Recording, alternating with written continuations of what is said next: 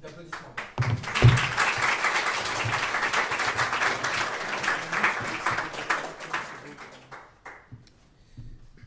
Bonjour.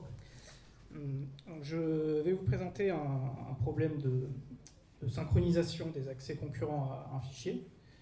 Problème qui va en fait me servir de prétexte pour parler de comment je conçois en Rust des abstractions qui manipulent les fichiers, donc en aidant du système de type, évidemment.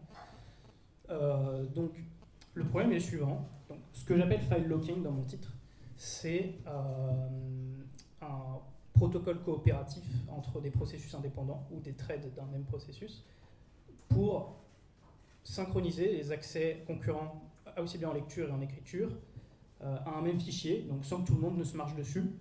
C'est-à-dire que les readers ne doivent pas observer d'update partiel, et de même un writer ne doit pas écraser sans faire exprès la modification d'un autre writer. Donc essentiellement, c'est ce qui ressemblerait à un mutex pour un WLOG ou tout autre type de log pour de la mémoire normale, mais ici ce serait sur des fichiers.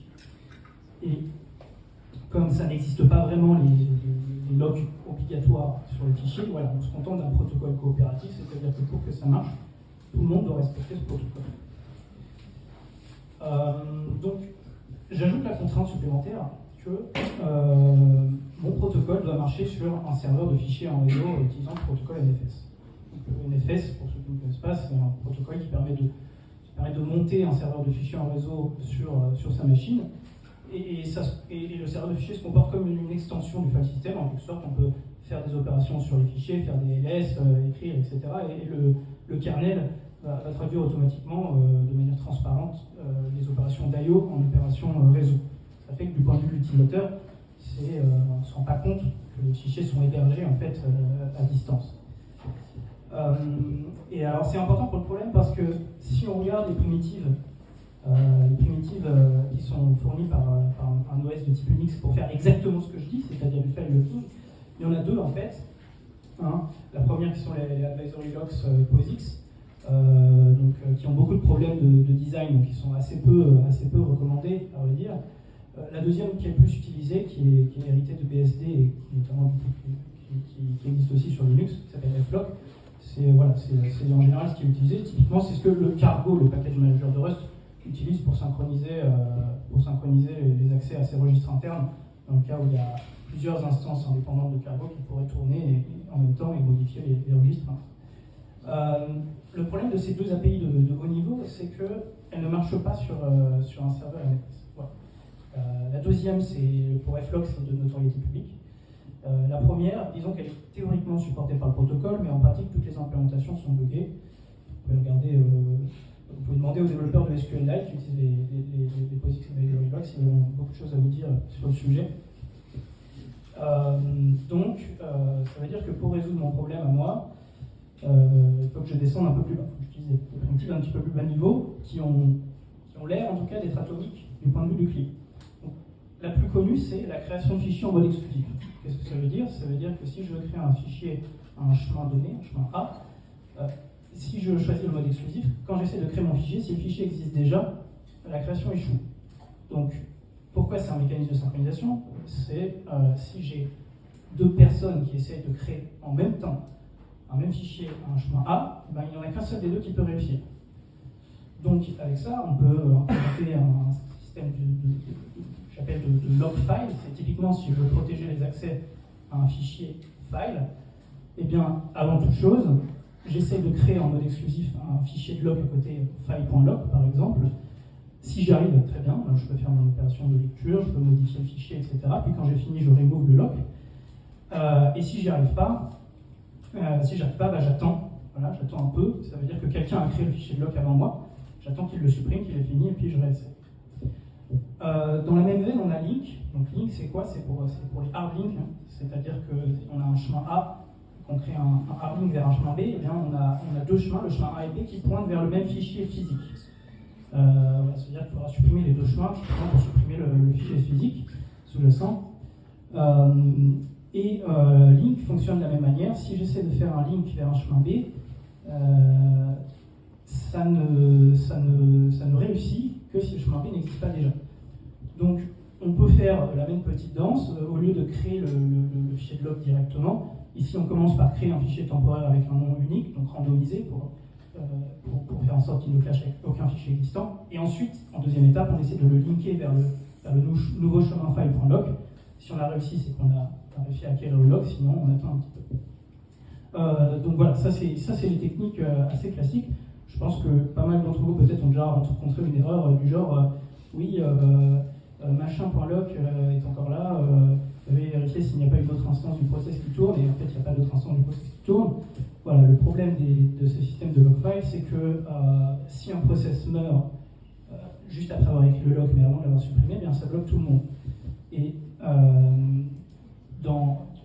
de façon similaire, il n'y a pas de mécanisme pour savoir quand un log a été libéré. On est obligé d'attendre 1, 3, 5 minutes, de vérifier si le log est encore là, et puis de réessayer.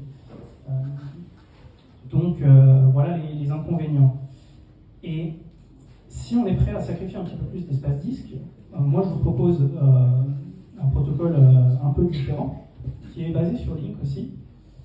Donc l'idée c'est qu'au lieu de considérer qu'on va modifier directement le fichier, on va considérer que le fichier est immutable et que chaque modification va créer une nouvelle version du fichier.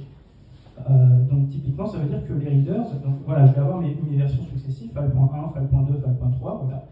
Mes readers c'est très simple, ils ont juste à faire un ls et à regarder quel est le numéro de version le plus haut, et à lire depuis ce fichier. Mes writers, pour créer une nouvelle version, c'est assez simple aussi. Donc, supposons que voilà, la version initiale c'est file.1, moi je suis un writer, je veux faire une modification à l'écrire dans file.2. Donc je commence par lire le contenu file.1, je commence à faire ma modification, je l'écris dans un fichier temporaire avec un nom unique.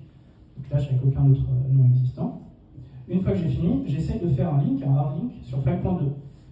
Soit je réussis, très bien. Soit je ne réussis pas, ça veut dire que quelqu'un a écrit file.2 à ma place.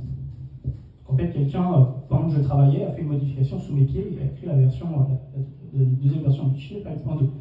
Auquel cas, eh bien, je peux réessayer en relisant directement cette nouvelle version file.2, en réécrivant dans le fichier temporel, en essayant à nouveau de linker vers file.3, etc., jusqu'à ce que j'y arrive.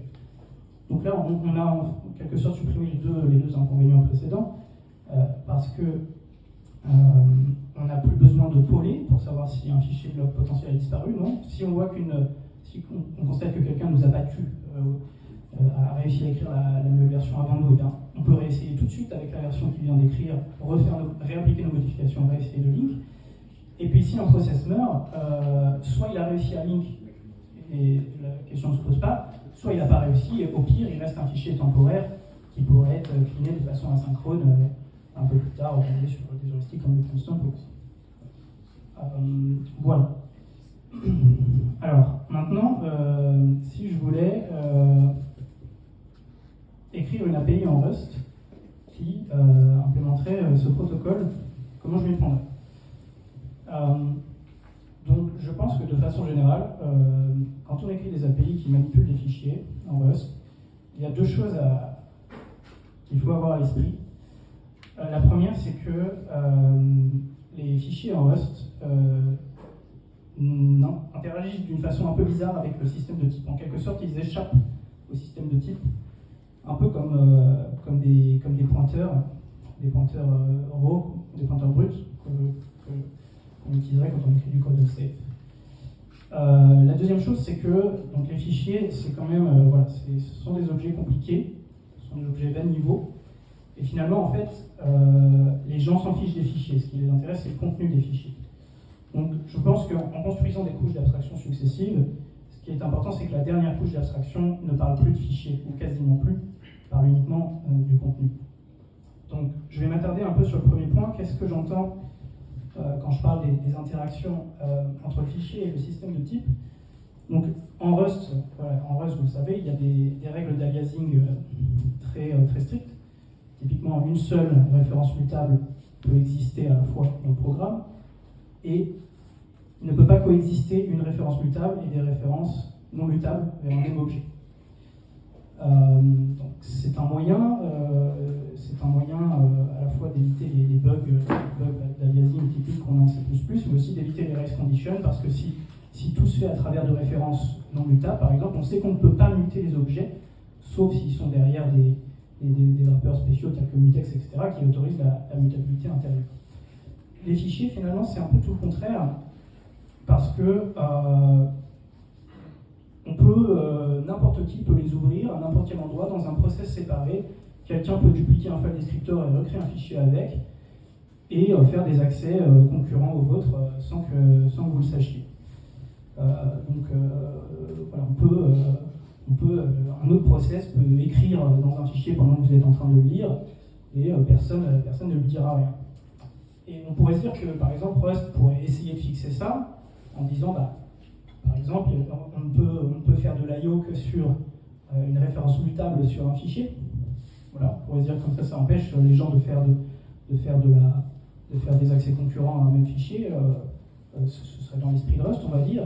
Mais en fait, ce serait une fausse sécurité parce que je peux toujours dupliquer mon file descriptor, créer un nouveau file avec, et là j'ai un objet complètement indépendant qui n'est plus du tout une référence vers mon objet file initial et sur lequel je peux continuer à faire des opérations. Donc, la question qu'on peut se poser, c'est est-ce que c'est unsafe au sens du Rust unsafe, c'est-à-dire d'éviter la corruption mémoire et plus généralement les undefined behavior.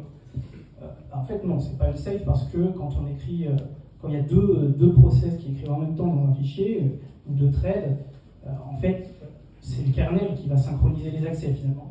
Il va les synchroniser de façon assez grossière, ce qui fait qu'on n'est jamais trop sûr du résultat qu'il va y avoir à l'intérieur du fichier, mais ça va pas changer de manière, ça va pas entraîner de miscompilation ou changer l'exécution du programme d'une manière qui n'est pas possible, ou bien créer de kernel panique ou de trucs comme ça. Donc, dans ce sens, ce n'est pas unsafe au sens Rust unsafe.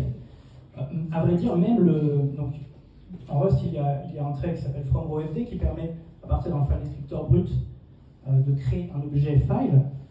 Cette fonction est marquée unsafe, par exemple, mais en fait, quand on regarde de plus près, par exemple, si je prends un file descriptor donné, un file descriptor brut que je viens d'obtenir, et que je crée deux objets files sur ce même file descriptor avec FromRowFD, qu'est-ce qui va se passer quand mon premier objet file va être droppé, le destructeur va tourner, ça va close mon premier file descriptor, enfin mon file descriptor tout court, unique justement, qui est partagé entre les deux, très bien.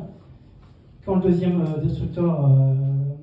quand mon deuxième objet file va être droppé, je vais réappeler close sur le file descriptor et j'aurai une erreur. Voilà, il ne va rien se passer de grave en fait. Et pareil, si je file un file descriptor invalide, le kernel me renverra une erreur à un moment ou à un autre, mais je ne vais pas corrompre ma mémoire, je ne vais pas modifier l'exécution du programme de manière bizarre. Et en fait, la raison pour laquelle FromRowFD est unsafe, c'est que à l'époque, quand on a créé l'API, en fait, on ne comprenait pas trop pourquoi, si ça devait être unsafe ou pas, mais on s'est dit, bon, on ne sait pas trop ce qui se passe si on donne des files descriptors invalides, on va dire que c'est unsafe. Comme on ne comprenait pas trop, d'ailleurs, ça fait qu'il y a des gens ensuite qui se sont mis à utiliser les files descriptors de manière un petit peu trop libérale, y compris dans des crates très utilisés, typiquement le crate Nix, qui est très pratique, qui encapsule plusieurs API Linux de manière safe. Voilà, il utilise les files descriptors de manière un petit peu trop libérale. Et en fait, on s'en est rendu compte que bien plus tard, je pense que c'était l'an dernier, que en fait, le fait que FromRowFD soit unsafe, ça permettait de créer des wrappers safe autour de mmap, par exemple, de mmap sur des régions de mémoire anonyme. Et en fait, on s'est rendu compte que si FromRowFD n'était pas unsafe, alors il n'était pas possible de créer une API safe autour d'un mmap anonyme, et inversement. Mais voilà, c'était pas pour les bonnes raisons qu'on a marqué ça unsafe, et ça fait que les gens n'ont pas forcément eu une bonne compréhension de qu'est-ce qu'on a le droit de faire avec les files descriptors, etc., ce qui a donné l'utilisation un petit peu trop libérale qu'il y a dans Nix, et qui va devoir, Nix devront probablement, une fois que la RFC que je cite sera publiée, Nix devra probablement publier une version Unbreaking Change pour ces raisons-là, pour fixer les problèmes qui existent. Cependant, donc même si ce n'est pas unsafe en termes de memory safety, ce sont les mêmes problèmes que Rust essaie de résoudre, c'est-à-dire d'empêcher les data races. D'une part parce que sur la vraie mémoire, ça peut causer des problèmes de corruption de mémoire ou de miscompilation, mais aussi surtout parce que c'est facile d'avoir des bugs quand on ne synchronise pas ces accès, ou quand on n'a pas des choses fortes comme le compilateur qui nous empêchent de créer des accès concurrents non synchronisés. Donc, si je prends mon exemple de mon TMP, de mon fichier temporaire de tout à l'heure, si je veux résoudre mon problème, par exemple, moi, mon but à la fin, c'est que les versions successives que je crée deviennent immutables. C'est-à-dire que je ne veux pas qu'on puisse continuer à écrire dans le fichier une fois que quelqu'un a réussi à linker sur une nouvelle version du fichier. Parce que sinon, ça veut dire que mes readers peuvent observer des updates partiels, par exemple, ce dont je n'ai pas envie. Donc comment je fais ça? Eh bien, j'utilise l'encapsulation. Donc là, j'ai mis un exemple d'une implémentation d'un fichier temporaire. Mon fichier temporaire, donc voilà, je l'appelle creating pour le créer. Et en fait, je masque à la fois le chemin et le fichier à l'utilisateur, de sorte que personne ne peut deviner le chemin parce que je l'ai choisi de manière randomisée. Donc personne ne peut ouvrir mon fichier par ailleurs et créer une nouvelle référence vers mon fichier sous-jacent. Personne n'a accès au fichier interne de mon TMP file non plus parce que j'ai réimplémenté les traits read et write sur mon TMP file de sorte que tout le monde est obligé de passer par ces traits, ne peut pas accéder directement au fichier. Donc on ne peut pas non plus cloner le file descriptor ou faire des trucs bizarres pour récupérer le file descriptor et réouvrir le fichier. Qu'est-ce que j'ai gagné à faire ça? J'ai gagné que maintenant tous les accès à mon fichier temporaire doivent être faits via ce TMP file. Il est impossible d'accéder en écriture ou en lecture au fichier sous-jacent d'une autre façon qu'en accédant à l'objet TMP file que j'ai créé avec creating. Sachant que ce TMP file lui-même référence lui-même un chemin unique puisque randomisé. Et ensuite, qu'est-ce que je peux faire? Donc, qu'est-ce que j'y gagne à faire tout ça? Et bien c'est là que maintenant j'ai réussi à encapsuler tout ça et à éliminer finalement tous les moyens détournés qui permettent d'aliaser le fichier. Et bien je peux me servir du système d'aliasing de Rust pour empêcher aussi d'aliaser l'objet, un objet de type TMP file lui-même. Et comment je peux faire ça par exemple? Donc là j'ai l'exemple d'une fonction qui s'apprête à linker mon fichier temporaire vers son chemin définitif. Eh bien je peux transférer l'ownership de mon TMP file dans la fonction linkTo. Donc les règles d'aliasing de Rust font que plus personne, à partir de ce moment-là, plus personne ne peut avoir de référence sur mon TMP file. Parce que j'ai transféré la ownership, j'ai fait un move. Et donc ensuite, qu'est-ce qu'il suffit que je fasse? Il suffit que je fasse que toutes les modifications qui étaient encore en vol, qui n'avaient pas été synchronisées sur le disque par l'OS, soient effectuées. Donc c'est ce que je fais en appelant SyncData. Et à partir de ça, je sais que plus personne ne peut modifier mon fichier temporaire. Et donc si je le link, il devient parfaitement immutable. Donc les readers ne peuvent plus jamais observer d'update de ce fichier.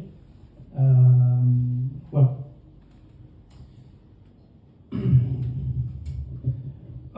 Pour la solution un peu générale au problème, donc moi je trouvais que l'approche essayer de créer la nouvelle version en comparant ce qu'on pense être la version actuelle, essayer de créer le numéro de version +1 et si on n'y arrive pas, on essaye. Voilà, je trouvais que ça ressemblait un petit peu à quand on fait des compare and swap, compare exchange avec des atomiques.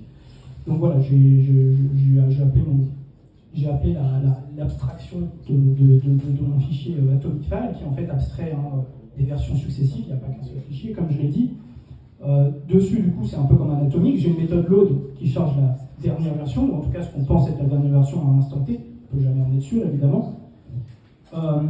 Je rajoute une petite encapsulation supplémentaire qui se rappelle du numéro de version, parce que je vais m'en servir quand je vais créer mon link, il va bien falloir que je crée le numéro de version +1. Donc d'une part, il faut que je me rappelle de mon numéro de version, et d'autre part, surtout, il ne faut pas que je puisse inventer des versions. Il ne faut pas que je dise « Ah oui, mais je pensais que la version c'était la version 36, alors qu'on était la version 21 ». Parce que si je dis ça, si je suis capable de dire « Oui, je pense que la version actuelle c'est la version 36 » et que j'essaie de créer la version 37, bah, je vais réussir en fait. Je vais réussir alors que ce n'est pas la bonne version successive. Donc, encore une fois, ici, l'encapsulation permet, comme le seul moyen d'avoir un read-only file, c'est de l'obtenir via un load, ça m'empêche d'inventer des numéros de version, en quelque sorte. Et du coup, mon opération compare and swap, qui elle va faire le link, va essayer de faire le link, elle prend en argument un read-only file, d'une part, et un TMP file que je m'apprête à linker d'autre part. Et pour la signature de la fonction, du coup, c'est là qu'il faut réfléchir un petit peu et qu'il faut bien comprendre comment fonctionnent les règles d'aliasing de Rust. Donc, pour Self, c'est assez simple. Finalement, mon but, c'est de créer un fichier que je peux accéder de façon concurrente, même par des process différents. Donc, évidemment que Self va être pris par référence non mutable. Read-only file, c'est juste, ça contient juste le numéro de version et le chemin. Pas de raison qu'on ne puisse pas le réutiliser. Enfin, en fait, d'ailleurs, read-only file, il va y avoir plein de versions de read-only file. L'objet de read-only file va être dupliqué plusieurs fois, en fait. Parce que si plusieurs personnes différentes travaillent sur la même version du fichier, sont en train de créer une modification qui va travailler sur la même version du fichier, ils vont avoir le même read-only file logique. Donc pareil, pas de raison de limiter l'accès, donc ce sera aussi une référence mutable. Et puis, pour le TMP file, j'ai déjà vendu la mèche tout à l'heure. Si on le prend par valeur, donc si on transfère son ownership dans la fonction, eh bien, on a toutes les garanties précédentes que j'avais évoquées. Voilà. J'ai dit un dernier truc, j'ai dit que à la fin, les API finales, idéalement, elles devaient faire abstraction des fichiers, elles ne devaient parler que des données. Donc là, mon API d'avant, elle était quand même encore un petit peu bas niveau, c'est-à-dire que déjà, elle parle toujours de fichiers, il y a file dans le nom, et en plus, il faut gérer soi-même la boucle. Voilà, c'est si j'arrive pas à faire mon compliance swap, eh bien je recommence, etc., jusqu'à ce que j'y arrive, et à chaque fois, je dois écrire les données dans un fichier temporaire, sérialiser mes données, etc. Voilà, ce qui est un petit peu difficile à faire. Donc moi je propose encore une API un petit peu plus haut niveau qui va faire la boucle à ma place et qui prend en argument une fonction qui va modifier le contenu du fichier. Donc par exemple je peux voir le fichier comme une slice de 8 hein, et donc la fonction que l'utilisateur passe, elle prend en argument le contenu du fichier et elle retourne un nouveau contenu, et c'est la fonction modify qui s'occupera de faire la sérialisation et de faire la boucle. Et si je veux faire un truc encore plus rusty, eh bien, je peux même prendre un objet sérialisable JSON, et si mon fichier par exemple c'est un fichier JSON, et voilà, et manipuler carrément un T directement dans ma closure hop, et puis faire en sorte que Modify JSON fasse la sérialisation mieux. Voilà, donc voilà, je fais un micro-exemple de ce que ça donnait avec Modify JSON, qui est que là j'ai ma structure. Et puis vous voyez ici Modify JSON, en fait je modifie directement un objet de type foo, et à aucun moment je ne parle de fichier. Et puis à la fin je peux vérifier que, donc là j'ai deux threads en parallèle qui incrémentent un compteur en même temps, et je peux vérifier qu'à chaque exécution de mon programme, mon compteur sera bien égal à 1 modulo 2. Je fais toujours deux incrémentations, et là que ça commence à 0, donc c'est 0, 1, puis 2, 3, puis 4, 5, etc. Voilà, ça sera tout pour moi.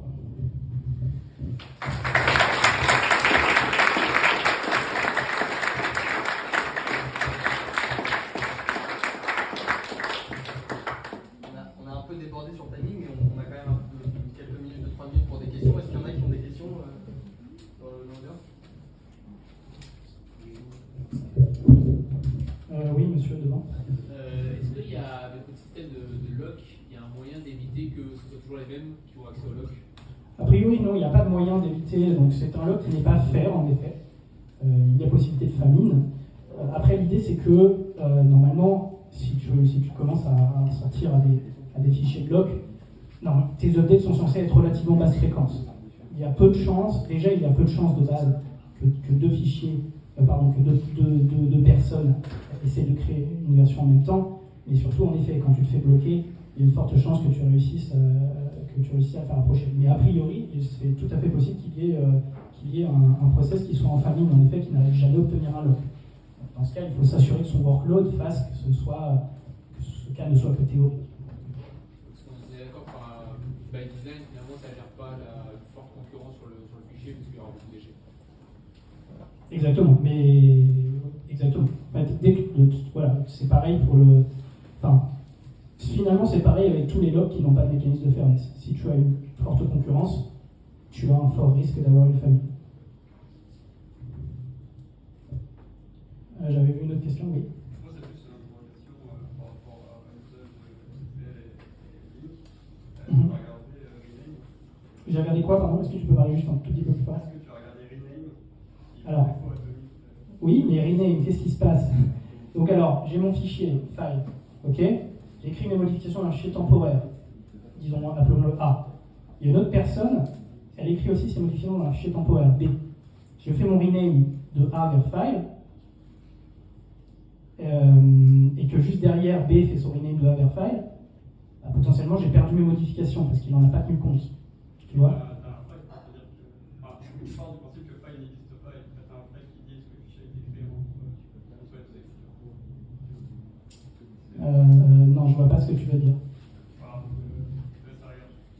Moi, je pense que ce que tu dis n'est pas possible. Parce que sinon, en effet, les gens ne feraient pas des log files. Mais l'idée, c'est que s'il y a deux renames qui sont en même temps sur le même fichier, potentiellement, tu as perdu une update. Et pareil, si tu fais deux renames qui sont en même temps sur le même file, sur le même numéro de version, par exemple, plutôt qu'un link, eh bien, potentiellement, voilà, tu n'as pas forcément moyen de savoir qui était le premier à avoir réussi à faire le rename. Rename ne dit pas si tu avais déjà un... D'accord. Et si tu penses que ça marche à la place de link, pourquoi pas? Pourquoi pas? Il y a d'autres questions? Cool. Du coup, je propose qu'on enchaîne avec Benjamin.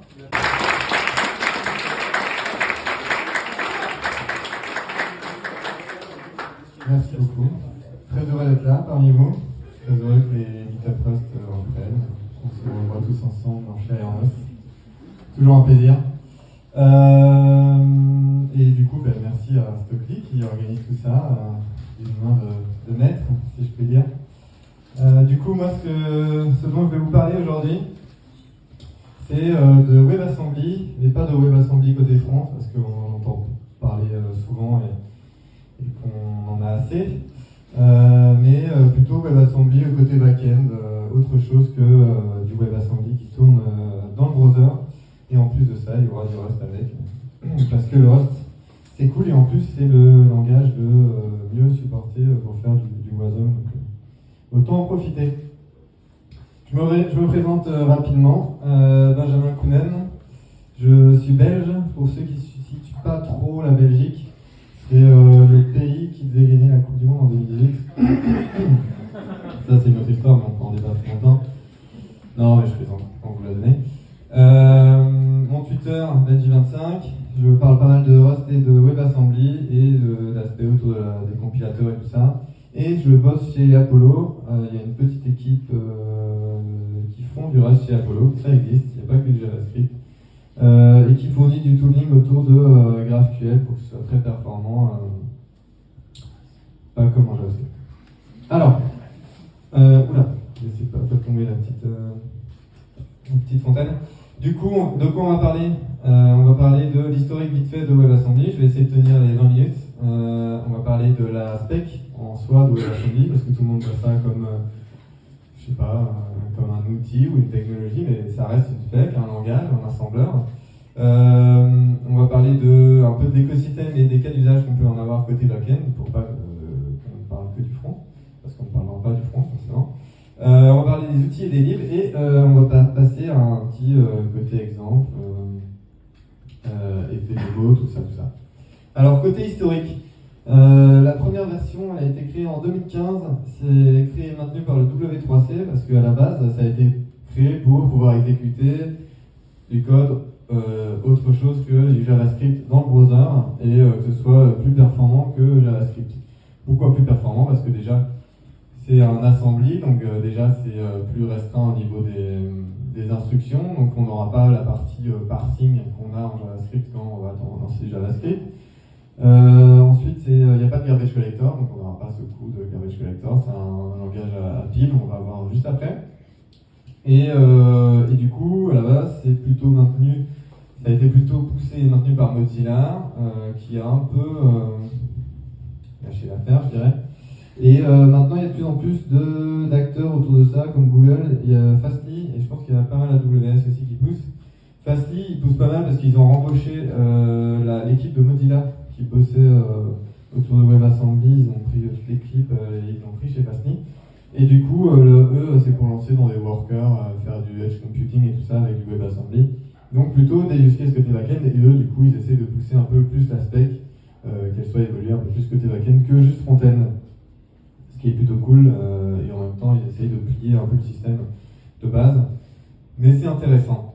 WebAssembly, si on parle de WebAssembly, du coup, c'est un assembleur. Là, par exemple, on a un petit module WebAssembly avec une fonction add qui prend deux paramètres, integer32 et un résultant integer32.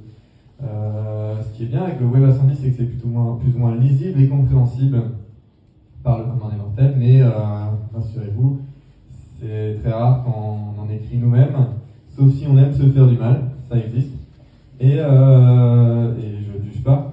Et donc, c'est pour ça que généralement les gens qui font du WASM, en fait, ils voient pas ce qui se passe derrière, ou ils voient même pas cet aspect-là. Ils disent juste, je fais du WASM, ça compile dans un truc, je ne sais pas ce que ça fait, mais ça s'exécute dans mon browser et je suis très content. Et il paraît que c'est ultra performant, donc on va utiliser ça. Sauf que non, on verra par après que ça ne marche pas comme ça. On va justement parler un peu d'aspect. Si par exemple ici, j'essaie de faire une opération qui est 5 plus 2, qui va normalement me donner 7. C'est assez simple. Comme je disais, WASM, c'est un langage à pile. Donc on a une pile partagée et on ne va pas passer des arguments, on ne va pas utiliser des registres pour mettre les réponses ou des paramètres aux arguments dans des registres.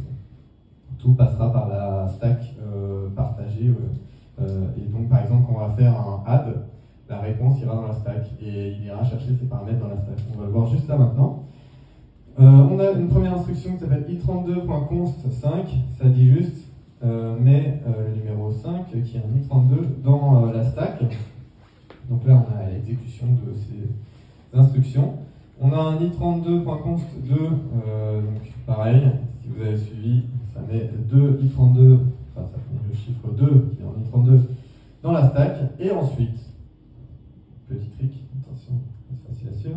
On a un i32.add qui dit de faire une addition entre deux i32. Qu'est-ce que dit l'aspect de WASM? Ce qui est bien avec l'aspect de WASM, c'est qu'elle est plutôt bien faite. Après, c'est mon avis, mais je la trouve plutôt bien faite. Et ce qui est aussi marrant, c'est que du coup, vu qu'elle est bien documentée, vous pouvez facilement, si vous voulez vous amuser sur votre temps libre ou le week-end, à implémenter votre propre runtime WASM. C'est assez simple à faire dans n'importe quel langage, parce que c'est bien documenté. Et comme il n'y a pas beaucoup d'instructions, on sait facilement l'implémenter. Bon, après, il y a des petits soucis d'optimisation à faire et tout ça, mais ça, c'est pas le dimanche soir et le soir qu'on fait ça. C'est quand on est payé pour le faire. Donc ici, l'instruction add, elle indique que, en fait, la norme indique que on va prendre les deux derniers éléments qu'on a mis dans la stack, on va les additionner ensemble et la réponse, on va la mettre dans la stack. Donc tout à l'heure, on avait 5 et 2, on les a ajoutés, ça fait 7. Donc on se retrouve avec 7 dans la stack. Et en clair, c'est comme ça que tout fonctionne en WASM, ce qui est assez simple, au runtime, tout passe par la stack. Donc ça, c'est important de comprendre comment ça fonctionne pour ne pas juste se dire en fait c'est magique WebAssembly et comment ça fonctionne. C'est aussi important de savoir comment ça fonctionne pour comprendre les limitations de WebAssembly. En WebAssembly, on a 5 types. Là, si vous savez bien compter, il n'y en a que 4 parce que j'en ai oublié un et c'est pas moi qui fais le design donc je ne le modifie pas, mais il manque le i32. Mais du coup, il y a 5 types, ce qui fait que quand on manipule une string ou une structure un peu plus évoluée en JavaScript, qu'on veut essayer d'envoyer vers du WASM, eh ben, il faut la transcrire en i64 ou des choses comme ça, ou dans des pointeurs vers des endroits mémoire dans notre mémoire WASM.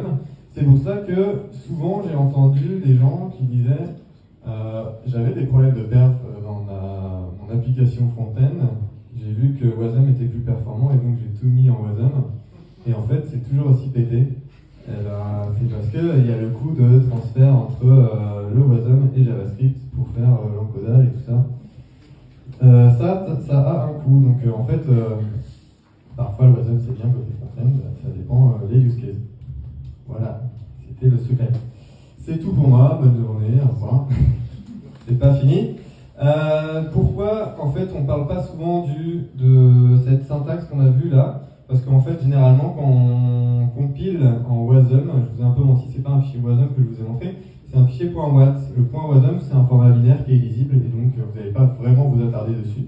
Le .wat, qui est du WebAssembly text, il est lisible comme on l'a vu. Ce qui est pratique aussi, c'est qu'on a des petits outils genre wasm to what qui va prendre un fichier wasm et qui sait le transformer en un fichier .wat pour voir ce qu'il y a dedans. Si un jour ça vous intéresse et que vous faites du wasm chez vous et que vous dites ah mais en fait qu'est-ce qui me met dedans et comment ça fonctionne, j'ai envie de me faire du mal et lire du wasm, eh bien utilisez cet outil.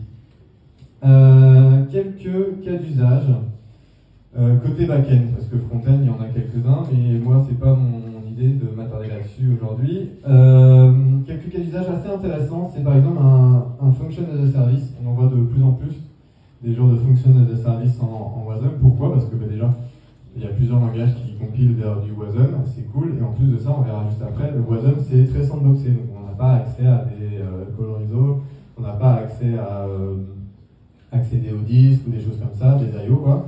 Donc c'est très sandboxé, donc c'est très bien si on permet aux gens d'exécuter du code sur notre infrastructure, c'est très bien que ce soit sandboxé. Il y a pas mal d'utilisation dans la blockchain pour les smart contracts. Toujours même idée, hein, on peut développer dans n'importe quel langage, et en plus de ça, on permet de faire des bindings un peu comme on veut au niveau de la blockchain avec le runtime wasm. On peut aussi, comme une autre use case, créer des modules WebAssembly pour les exécuter depuis d'autres langages. Par exemple, imaginons vous avez des librairies qui font de la cryptographie, par exemple, et vous voulez les utiliser dans d'autres langages. Vous les avez développés en Rust et vous n'avez pas envie de vous emmerder à les redévelopper dans d'autres langages. Eh ben, vous pouvez très bien compiler ça vers du WebAssembly et réutiliser ça dans d'autres langages. Ça se passe parfois mal. On va y revenir après. Aussi, dans la même idée, création de plugins pour étendre des outils. Par exemple, imaginons, c'est quoi le truc qui marche pas dans JavaScript là? Webpack. Si on veut faire des plugins Webpack dans d'autres langages que JavaScript, on pourrait se dire, en fait, Webpack il accepte des modules WASM et ça pourrait être cool.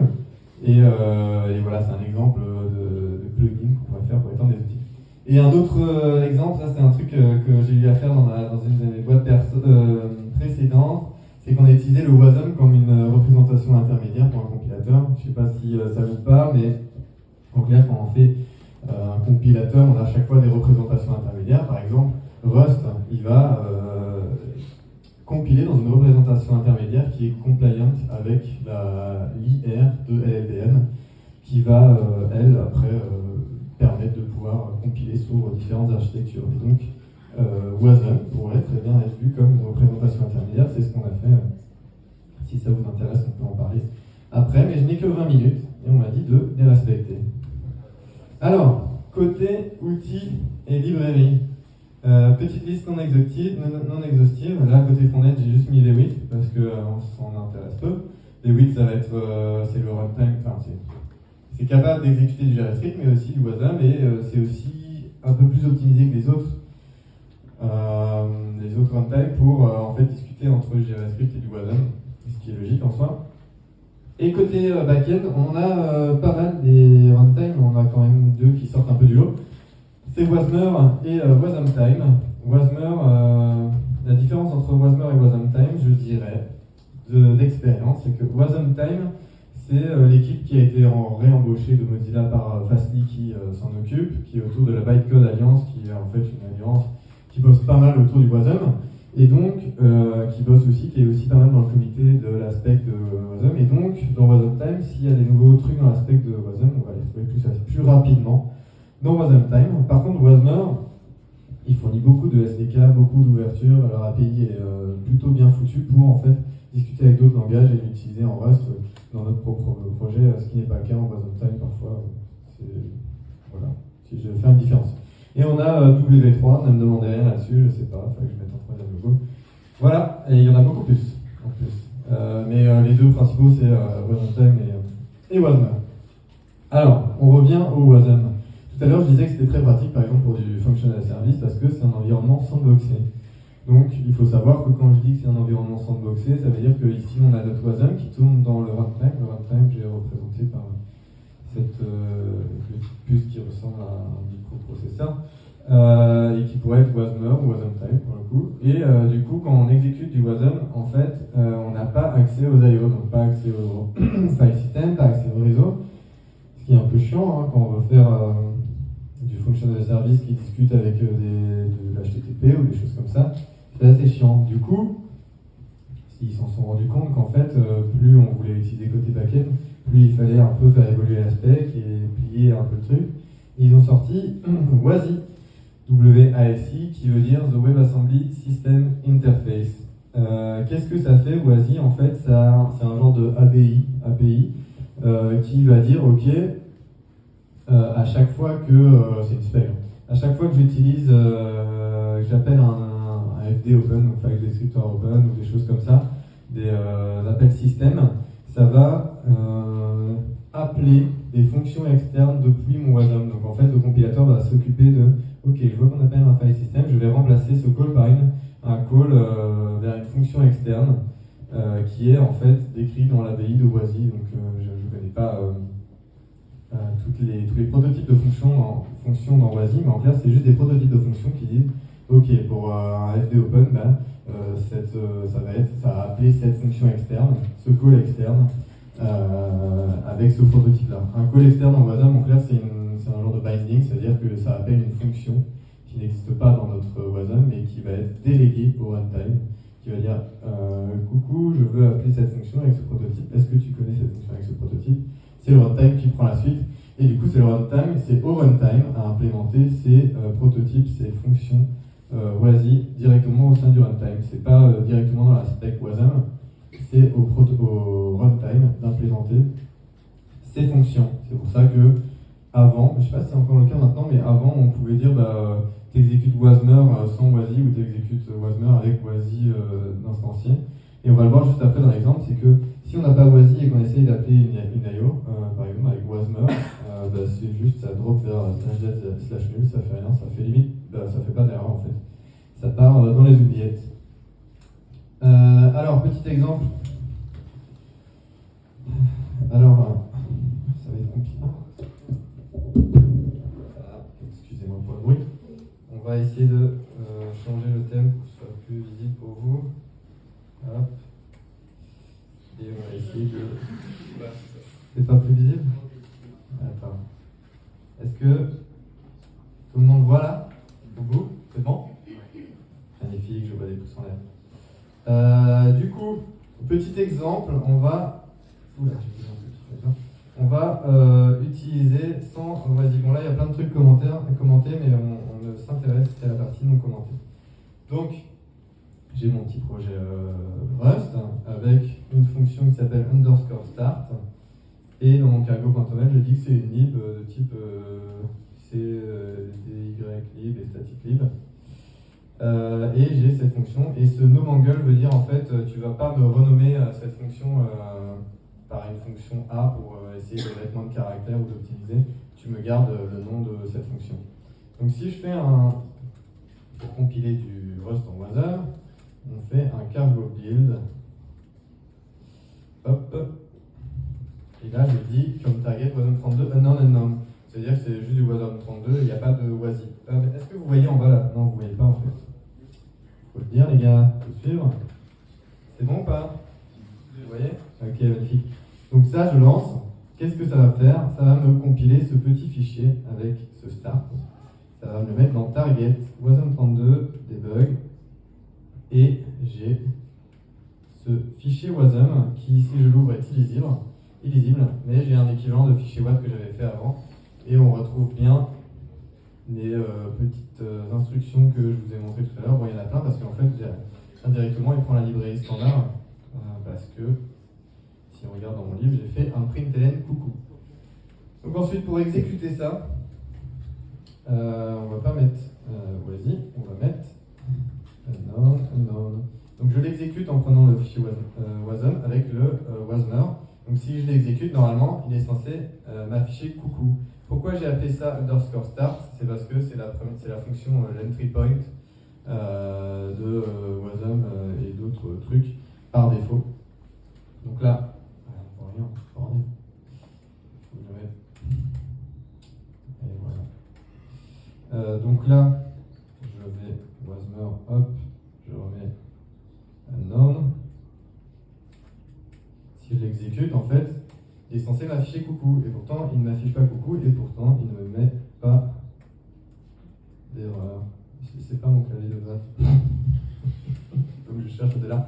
Mais bon, il ne met pas d'erreur parce qu'ici il met une petite flèche verte. Croyez-moi, c'est pas grave. Sinon il mettrait une flèche rouge. D'ailleurs, pour vous le prouver, allez, on va mettre un panique. Donc là, en fait, il était censé m'appeler coucou, sauf que c'est un IO, et donc en fait, il drop vers /dev/nul, il s'en fout. Pourquoi? Parce qu'on a compilé vers une target qui n'était pas WASI, donc qui n'ouvre pas, qui garde cet environnement sandboxé.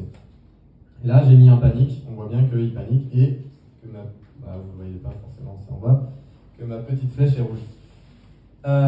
Donc ça, c'était pour l'aspect sandboxé. Si maintenant, je veux vous montrer l'aspect non sandboxé, on va changer un peu. Je ne vais plus en faire une lib, je vais en faire un exécutable avec un main. Je vais vous montrer le main tout de suite, c'est juste un println hello. Et donc je vais devoir commenter cette petite chose. Si je retrouve mes touches de mon clavier. Voilà.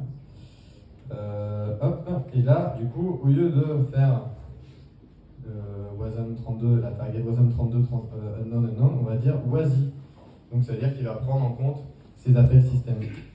Donc là, je build, je me relance wasmer avec cette fois le wasm WASI généré.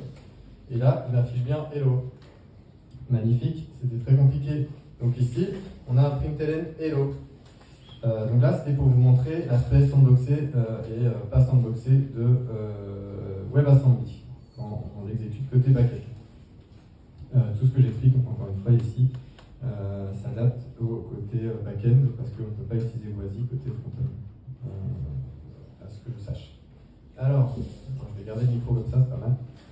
J'ai l'air d'un crooner. Alors, ici, je vais vous parler des bindings, donc l'utilité par exemple de faire, par exemple, j'ai ma petite lib crypto qui est très compliquée. Ici, ma lib crypto, ou ma lib très compliquée à écrire, elle fait juste une concaténation entre deux strings et me retourne cette concaténation. Et je veux faire l'utiliser, c'est du code que j'ai écrit en Rust, qui a été compilé en WebAssembly, je veux l'utiliser dans du Python. Comment ça se passe? La partie bête et méchante, ici j'ai une cube externe C, donc j'expose avec l'API C la fonction concat, qui va compiler vers un truc comme ça en WebAssembly. Déjà on peut se rendre compte que à gauche ici j'ai un first et un second, j'ai que 2 paramètres. Ici j'en ai plein. Pourquoi? Parce que en fait lui, comme je disais tout à l'heure, on avait que 5 types scalaires, et ben lui il va convertir ça avec des pointeurs. Donc on va avoir un pointeur vers le début de la première string, la longueur de la string, et pareil pour la deuxième. Et pareil pour les paramètres de retour, du coup on ajoute des paramètres parce que, en clair, en WebAssembly, on ne peut pas faire de retour multiple. On ne peut retourner qu'un élément. Et donc le trick qu'ils font, c'est que en fait, les retours, ça va être des pointeurs dans les paramètres qu'on lui passe. Donc, le résultat sera passé par un pointeur qu'on lui passe en paramètres. Et si je veux utiliser ça dans Python, là c'est marrant, donc si je veux utiliser ça vraiment de façon raw, à la mano, il va falloir écrire des trucs comme ça. Donc là, on voit que j'appelle mon self.concat avec un caller avec mes pointeurs qui pointent vers de la mémoire dans mon WebAssembly, avec la longueur. Ensuite, je récupère mon retour de fonction, je le load, je le transforme, je le décode, tout ça, bref. C'est l'enfer. Moi, j'aime pas trop me faire du mal, donc j'ai pas trop envie de faire ça. Et donc, heureusement, ils ont inventé un outil, l'équipe de Fastly, du coup, avec la Bytecode Alliance, qui s'appelle WithBindGen. Et comme son nom l'indique, avec BindGen, ça génère des bindings. On reprend toujours la même fonction sur la gauche, sauf que maintenant, c'est un peu comme en gRPC, on a un fichier qui décrit, en fait, qui a un contrat qui décrit un peu la fonction qu'on va devoir utiliser et binder dans notre Python. Ici, du coup, c'est avec un format qui s'appelle WIT, WIT. Et qui, ici par exemple, on décrit que c'est une fonction qui prend en premier une string, en deuxième une string, et qui retourne une string. Et avec cet outil WithBindGen, il va regarder ce .with, et il va générer un fichier bindings.py. Et nous, en fait, après, on aura juste à appeler ce fichier bindings. Ici, on a bindings.input. On va appeler input, et du coup, dans notre input, on va retrouver concat, on doit juste lui filer le store, c'est un truc qu'on a auparavant créé, instancié, qui est par rapport au runtime Wasm, et on lui passe les deux paramètres tels quels, on ne doit pas faire de conversion de pointeur et tout ça, tout est automatiquement généré dans ce fichier bindings. Pourquoi j'ai un store et tout ça? Parce que si on regarde comment ça se passe au niveau de l'exécution de Python, j'essaie d'accélérer, je ne sais pas si je suis out of time ou pas, mais en fait on a du Wasm, on a un runtime Wasm qui va s'exécuter depuis Python. Donc en fait ce qui se passe c'est que ça ne va pas s'exécuter directement dans Python, c'est que ça va instancier un runtime Wasm, exécuter le WebAssembly et discuter avec le Python, avec les pointeurs mémoire et tout ça qu'on a vu tout à l'heure, sauf que ici c'est l'autogénérique. C'est pour ça aussi que je disais tout à l'heure, Wasmer c'est pas mal pour faire ça parce qu'ils ont plein d'API, d'API pour directement se plugger dans Python, dans Java et dans plein de trucs comme ça. Donc ça c'est un petit plus pour Wasmer pour l'utiliser dans d'autres langages que Rust. Heureusement, ah oui, je sais pas si vous avez vu ici, mais on doit repasser par un système. Donc si je change cette fonction, je dois aussi changer ici. Et moi ça me saoule, je suis très paresseux. Et donc là c'est un petit peu d'auto-promo. J'ai fait une lib qui s'appelle WeGen en Rust, qui permet en fait juste d'annoter cette fonction et qui dit en fait qu'il va regarder cette fonction et qui va auto-générer lui-même le point 8. Et donc je génère un point 8 qui lui-même génère les bindings. Mais comme ça au moins je ne change qu'à un endroit et j'ai pas à m'emmerder à gérer deux versions et tout. Et donc ça s'appelle WeGen, et il y a juste à lancer cargo WeGen generate et hop, ça fait tout pour vous. Et c'est pas mal, et ça va être l'instant démo très rapide. Instant démo, qu'est-ce que je voulais montrer? Je repasse en mode lib parce que là du coup, on ne veut pas un exécutable, on veut une lib qu'on utilise dans un autre langage. Pour rappel, Python. Je ne fais pas du tout de Python, comme vous allez pouvoir vous en rendre compte, et vous allez voir que ça marche. Du coup, je reprends mon lib.rs. Ça, en soi, on s'en fout un peu. Ce que je vais faire, c'est que je vais utiliser ce fameux with-bindgen et je vais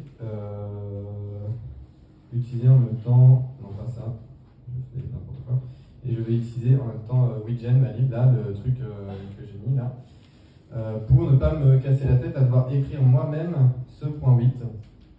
Donc comment ça se passe? Ici, ce qui fait Cargo with-bindgen, c'est qu'il permet de prendre mon fichier with qui est ici avec ma déclaration de fonction et tout ça. Il le prend, il va générer du coup lui-même des structures, c'est un peu à la gRPC comme on fait en Rust. Et du coup on a juste à implémenter la fonction qui va bien qui s'appelle concat du coup parce qu'il l'a généré depuis le point 8. Et moi du coup j'appelle ma fonction concat dedans. Et si jamais je change ici, en fait, ça va régénérer un point 8 qui va rechanger aussi là, et donc ce qui est plutôt pratique.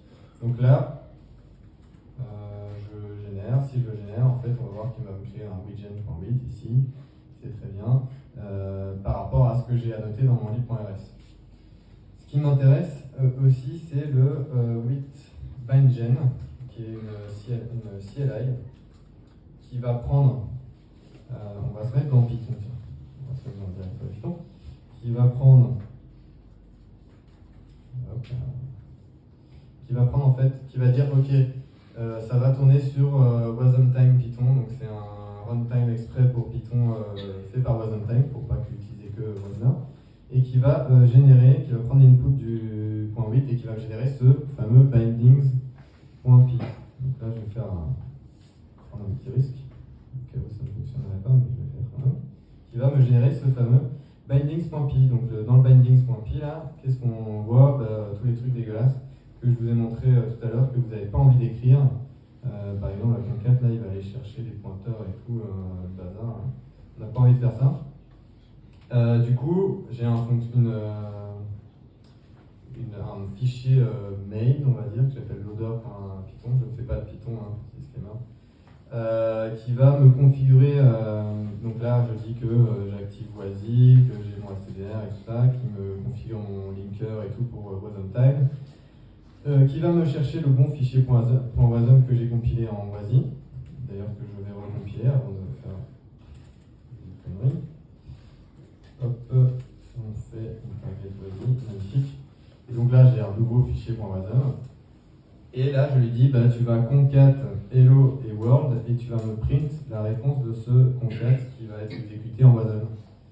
Et donc, normalement, si vous suivez, ça devrait m'afficher hello world. Et ça va afficher hello world. Magnifique. Je n'aurai pas l'expliquer.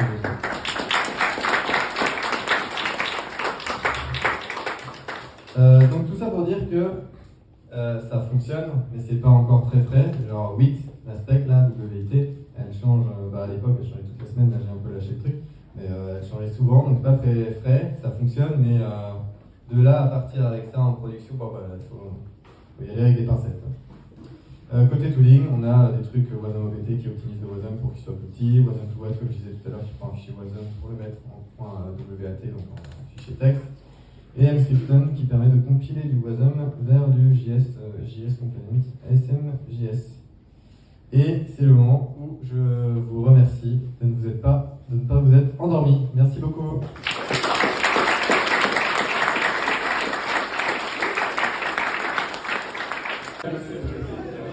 Bonsoir. Alors déjà, merci beaucoup à nos deux premiers intervenants d'être venus et merci à tous d'assister à Serverless Meetup. C'est la deuxième édition d'Serverless Meetup et on est toujours très content de vous accueillir à Stockly. Petite précision, il y a pour ceux qui veulent rester plus après, il y a une pile de pizza qu'on servira après le. Et des bières. Donc enchanté, moi c'est Oscar. Je suis CTO à Stockly et aujourd'hui je vais parler de comment on essaye d'éviter des bugs.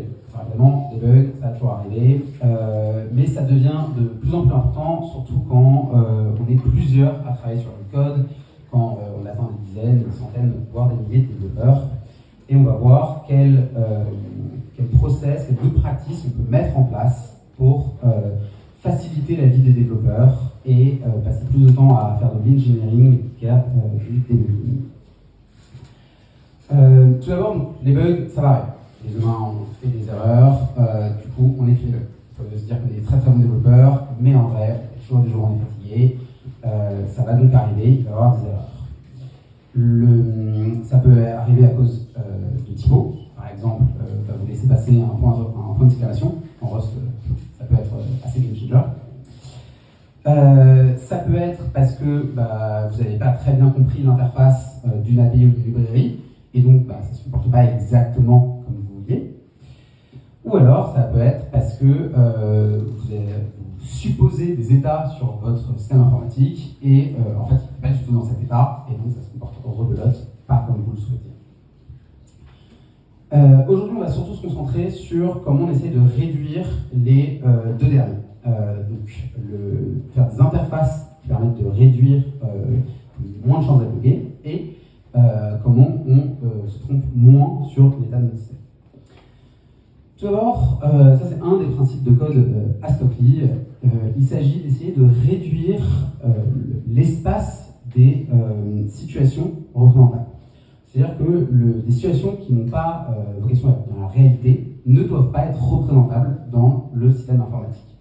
C'est pas toujours possible, mais Rust aide beaucoup à le faire. Et ceci, ça permet en fait de faire en sorte que le développeur ne puisse pas écrire le bug. Alors, le meilleur bug, c'est le bug qui ne puisse pas être écrit. Typiquement, on va prendre un exemple à Stockly. Aujourd'hui, Stockly, c'est donc un réseau de commerçants qui mutualise les stocks pour réduire les ruptures. On vend donc parfois sur des marketplaces. Sur ces marketplaces, on gère ce qu'on appelle le consumer service. Le consumer service, c'est des clients qui nous demandent alors, elle est où ma commande? Ça peut être parfois quand on est très mauvais, l'opérateur de la marketplace qui nous dit ce serait quand même pas mal que vous répondiez à ce client. Nous, un message, on peut l'envoyer soit à un consommateur, soit à un opérateur de la marketplace, soit aux deux. Une interface assez naïve serait de faire une fonction, qui tout simplement prend 2 et 1, qui nous envoie est-ce que j'ai envie d'envoyer un message à mon consommateur et est-ce que j'ai envie d'envoyer un message à mon opérateur. À Stockly, on va essayer d'éviter ce genre de fonction, simplement parce que si on envoie false, ça n'a pas de sens. Le message ne peut pas. Dans ce cas, on arrive à une erreur. Bon, si jamais on a cache notre erreur, c'est pas grave, mais c'est quand même plus relou, Parce que souvent, en fait, on ne va pas souvent lire false false. On va recevoir des arguments d'une autre fonction, ça va descendre, on ne sait pas trop ce qui se passe, et ensuite, on se retrouve dans des résultats plus chelous. À la place, on peut essayer de réduire l'espace des possibles, et donc, grâce à Rust, utiliser un ennemi. Typiquement, je peux envoyer un consommateur, je peux l'envoyer à un opérateur, ou je peux l'envoyer aux deux. Grâce à cette représentation, ça nous permet, on n'a que 3 possibilités, comparé à 4 ici, si jamais on avait une implémentation naïve. Pour ça, on a plusieurs guidelines qui nous permettent d'implémenter ce principe. Tout d'abord, il s'agira de décorréler les champs des structures et les fonctions des arguments. À chaque fois que vous avez une corrélation entre 2 arguments d'une même fonction ou 2 champs de structure, vous ouvrez la possibilité à un développeur de d'écrire quelque chose d'incohérent. Donc après, ça peut être checké, mais c'est toujours plus simple si ça ne l'est pas. Il faut se dire notamment qu'on est dans un marché de tech relativement tendu, et donc on va recruter beaucoup de personnes, et notamment des juniors. Et en fait, être capable de réduire les stress possibles, réduire tout simplement explique plus facilement aux nouveaux de l'entreprise quel est vraiment l'état des possibles. Deuxième point, éviter des choses qui sont state dependent. Ça, bon, c'est un peu chiant. State dependent, parfois on n'a pas le choix, mais si on peut l'éviter, on peut. Stockly, on est dans le web, on est dans le e-commerce. Vous pouvez presque tout le temps, quand vous faites du web, éviter du state dependent. Et enfin, réduisez les possibilités de typage grâce à Rust. Et Rust a un système de type assez complexe qui nous permet de le faire. Deuxième point, je vais un tout petit peu vite parce qu'on a dépassé avant. Deuxième point, il s'agira de séparer ce qu'on va appeler des fails des internals. À ce prix, il a détecté qu'une fonction souvent avait 3 outputs possibles. Un premier output, mon code n'a pas fonctionné. Je crée ce qu'on va appeler une erreur interne. Ça, c'est-à-dire que je dois aller changer le code. Un développeur doit aller regarder et aller changer le code. Un deuxième output possible va être que le code a tourné comme vous voulez qu'il tourne, mais n'a pas pu produire le résultat estimé, voulu, car l'état sous-jacent était incorrect. On a appelé une fonction alors qu'on ne devait pas l'appeler. Et enfin, tout s'est très bien passé et je récupère ma valeur. À ce moment-là, on représente ça sous forme de result, ce qu'on a appelé result 2. On va avoir dans la valeur au premier niveau, dans la variante R, une internal error, et dans le cas OK, c'est-à-dire le code s'est bien passé, soit le code s'est bien passé et je n'ai pas produit la valeur que je voulais, soit le code s'est bien passé et j'ai produit la valeur que je voulais. Prenons un exemple. On souhaite enregistrer une annulation d'une commande. Si vous avez déjà acheté sur Internet, vous savez que vous pouvez annuler votre commande. Vous avez un serveur qui enregistre vos annulations. Et ça peut ne pas marcher. Ça peut ne pas marcher. Typiquement, on reçoit une valeur incohérente de la base de données. Donc là, on ne s'attendait pas. Le schéma de la base de données n'est pas en cohérence avec ce que mon serveur attend. Je m'attends à une chaîne de caractères, j'ai reçu un entier, j'ai reçu une valeur nulle, je m'attendais à ce que c'était pas null, je crache une erreur. Deuxième point, en fait, la commande peut être déjà annulée. Si jamais vous offrez des API aux publics, vous n'avez aucune garantie que les personnes ne vont pas l'appeler alors que votre commande est déjà annulée. Dans ce cas-là, on va répondre ce qu'on appelle le fail, c'est-à-dire moi j'ai bien fonctionné, j'ai fait mon check et je ne vais pas faire l'annulation parce que c'est déjà annulé. Ou alors, on peut avoir la value, et dans ce cas, on aime bien envoyer un token de preuve qu'on a bien fait ce qu'on a fait, et dans ce cas, on renvoie souvent l'identifiant de cette annulation. On va regarder maintenant aujourd'hui, on va se focus sur comment on gère les fails et les petits helpers qu'on a fait pour traiter nos fails. Tout d'abord, on a fait une macro qui s'appelle TrailerWrap. Celle-là est disponible, c'est une toute petite clé qui s'appelle TrailerWrap S, parce que quelqu'un avait déjà pris le nom de TrailerWrap, S pour Stockly. Cette macro TrailerWrap, elle permet quand je reçois une erreur, je prends une fonction qui renvoie un result, et dire, bah, ok, bah, si j'ai ma valeur result, je veux extraire, comme l'ancienne macro try de Rust, pour ceux qui se rappellent avant le point d'interrogation. Soit, en fait, c'est pas une erreur interne que j'ai reçue, c'est une erreur de validation. Par exemple, j'ai voulu vérifier qu'on m'avait envoyé une chaîne de caractères non vide. Et dans ce cas-là, je ne veux pas faire remonter une erreur parce que je ne veux pas envoyer une erreur interne, mais je veux wrapper pour envoyer OK de erreur de ma chaîne de caractères aurait dû être non vide. Et enfin, on a fait un trait qui s'appelle Result 2, qui, des versions précédentes de ce trait sont accessibles sur la tracking issue de Result Flattening, spécifiquement pour celle-là, parce que ça s'appelle des warnings, une fois que vous voulez stabiliser flatten, qui permet tout simplement de gérer. Et vous pouvez voir qu'on a trois types, type V qui est la value, le type E qui est l'erreur, souvent l'erreur interne, et le type F qui est le type fail. Ça permet de notamment traiter comment on flatten. Flatten, et le point le plus important, c'est que quand vous avez une erreur, vous pouvez choisir ce que vous faites dedans. J'ai reçu que j'ai pas pu faire. Si j'ai pas pu faire, souvent il y a trois cas possibles que vous pouvez faire. Vous pouvez dire en fait c'est bizarre que je ce fail parce que j'avais vérifié que ce fail n'existait pas avant. Par exemple, si votre fonction était je vérifie que ma commande n'est pas annulée et ensuite j'annule, c'est pas très bonne pratique mais vous pourrez le faire. Dans ce cas-là, si vous recevez comme fail ma commande est annulée, vous allez renvoyer une erreur interne. Pourquoi vous allez renvoyer une erreur? Parce que au moment où vous écrivez votre code, vous êtes relativement serein que vous avez relu, vous avez fait votre check, donc là ça a fonctionné. Par contre, 6 mois plus tard, quelqu'un va modifier les 10 lignes dessus là où vous avez fait votre check, et votre nouvelle fonction étant 10 lignes en dessous, il ne va pas vérifier que, potentiellement, mon erreur était déjà annulée. Et donc là, vous voulez renvoyer des erreurs pour dire, vous avez oublié de faire ce check-là. Vous pouvez sinon dire, ok, je fais un fail, je remonte le fail, parce que j'ai vu avec la valeur try or wrap. Et enfin, vous pouvez dire, je peux retomber sur mes pattes. Par exemple, si jamais vous exposez une erreur interne, vous pouvez dire, ok, c'est pas grave, j'ai pas très envie de te dire que ma commande était déjà annulée, je vais juste te renvoyer l'ID, et comme ça je flatten en disant, soit j'ai pas marché, soit je te renvoie l'ID. Alors, on va faire un exemple de pourquoi c'est cool. Ici, on a donc, sur la gauche l'implémentation d'une fonction très classique à Stocky, d'une API très classique. Ce que ça fait, c'est ça prend un EAN et ça va l'enregistrer dans un de nos entrepôts pour dire attention, cet EAN va bientôt arriver chez toi.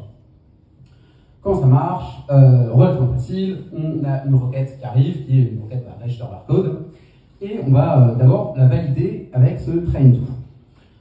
Ce train to, il va vérifier typiquement ce que j'ai dit, qu'on ne m'a pas envoyé des trucs complètement nuls. Par exemple, des chaînes de caractères vides ou des chaînes de caractères beaucoup trop longues. Donc pourquoi on vérifie souvent que c'est non vide? Parce qu'on utilise du gRPC. Le gRPC met des valeurs par défaut partout. Et donc en fait, ça arrive, si vous avez oublié un argument, dans gRPC, ça vous donne l'argument par défaut. En l'occurrence, des chaînes de caractères. Ça va un peu forcer à valider.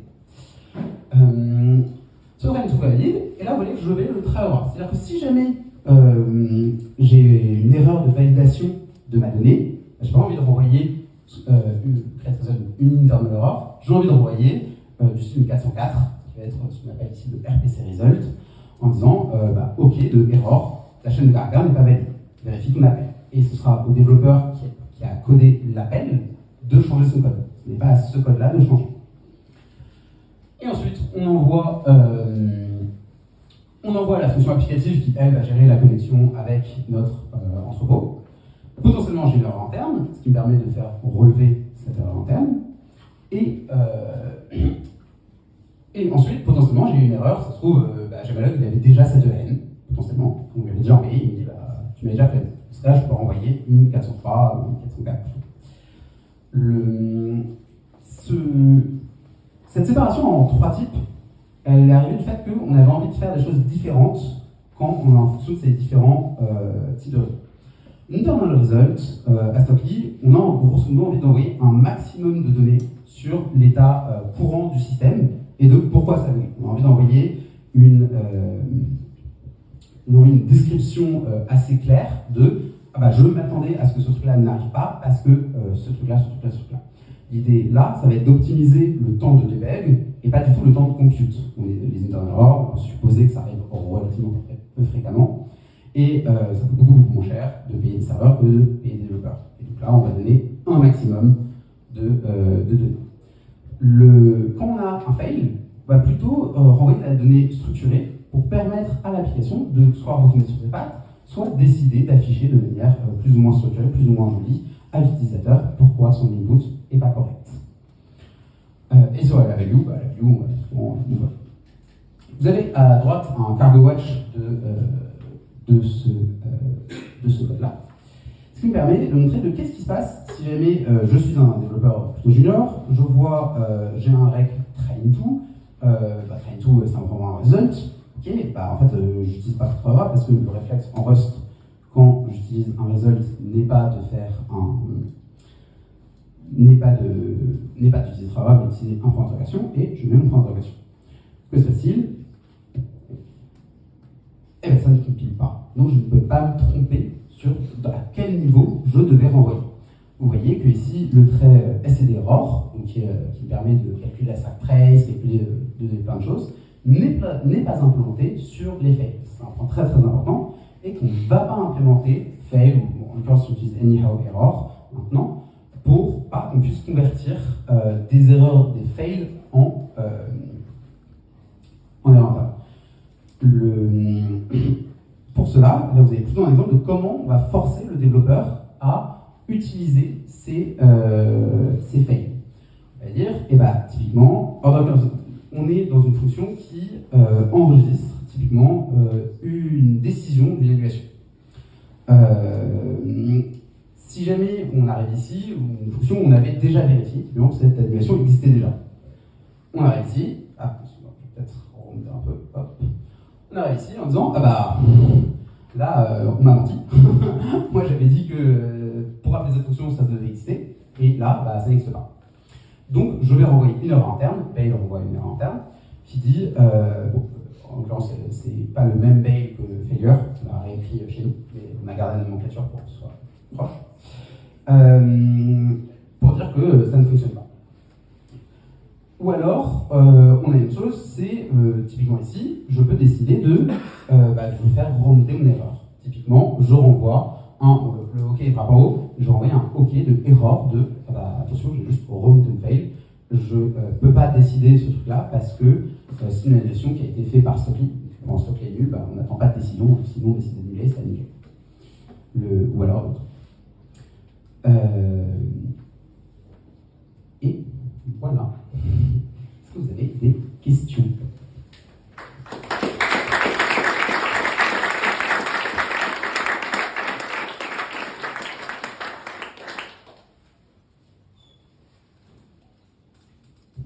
C'est magnifique.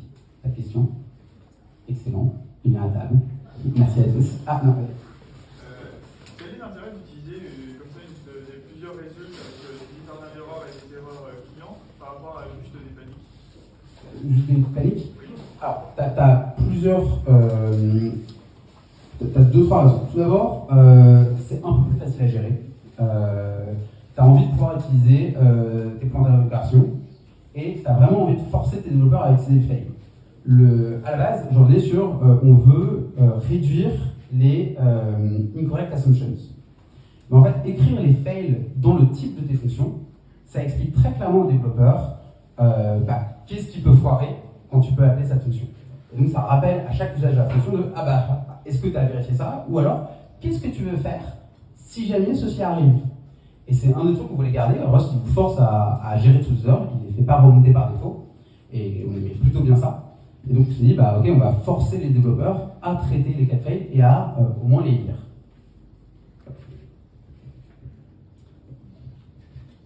Est-ce qu'on a une autre question?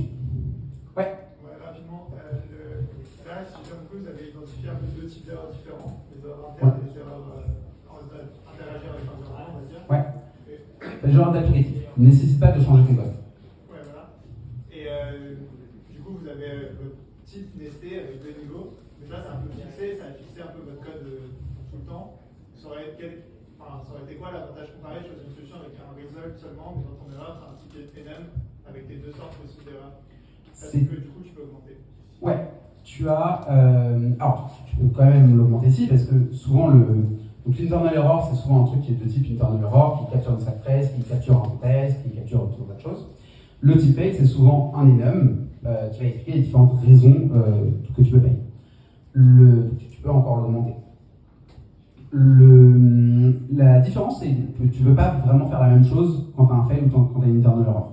Quand tu as un call API et que tu as une internal error, tu as en fait envie juste de faire remonter ton internal error jusqu'à ta fonction pour envoyer une erreur 500 et report tout ce qui s'est passé à un système d'error reporting type Sentry.